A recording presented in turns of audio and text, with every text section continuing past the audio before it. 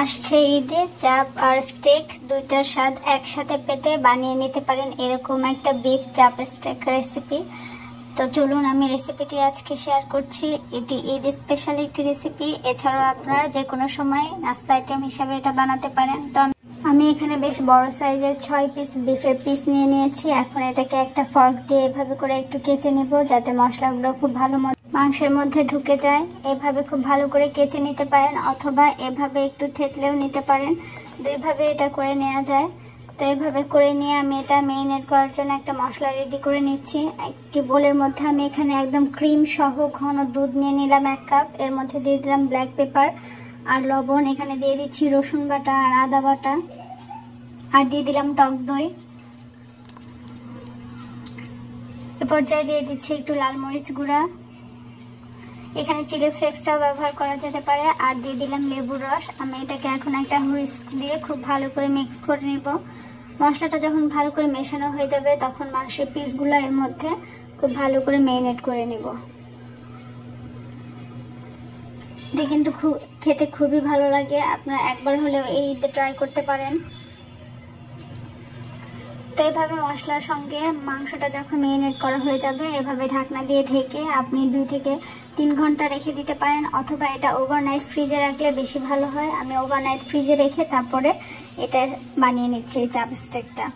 তো আমি এখানে একটা স্টিক প্যানের মধ্যে বাটার দিয়ে দিলাম। বাটার মধ্যে এখন আমি দিয়ে দিচ্ছি বিফের পিসগুলো। এগুলো দেওয়ার পরে এটা থেকে, যেহেতু দুধ দিয়ে মেরিনেট করা ছিল, বেশ অনেকটা পানি ছাড়বে, বিফের মধ্যে থেকে একটু পানি বের হবে। তো এটা স্লো কুক করতে হবে, মিডিয়াম টু লো হিটে এটাকে খুব ভালো করে কুক করে নিতে হবে, তাহলে মাংসটা সেদ্ধ হয়ে যাবে।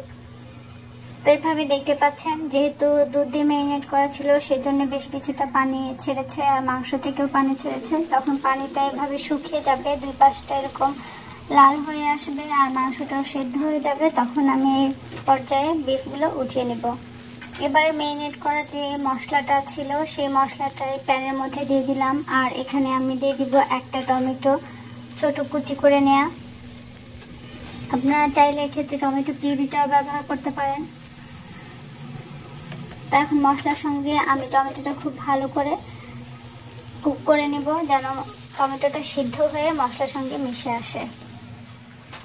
আর মশলাটা এভাবে ভাজা ভাজা হয়ে গেলে এটা কিন্তু স্টেকের যে ফ্লেভারটা, সেই ফ্লেভারটাও পাওয়া যাবে। তো আমি এখানে আরেকটু টমেটো সস ব্যবহার করলাম, আর টকটা ব্যালেন্স করার জন্য এখানে 1 চামচের মতো চিনি দিয়ে দিলাম।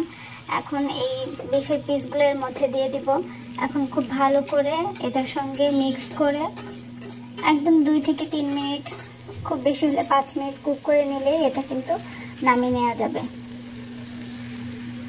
এটা আপনারা রুটি, পরোটা বা চাইলে শুধু স্টেকের মতো খেতে পারেন, অথবা পোলার সঙ্গেও খেতে কিন্তু খুবই ভালো লাগে। কাবাবের অল্টারনেটিভ হিসাবেও ব্যবহার করা যেতে পারে।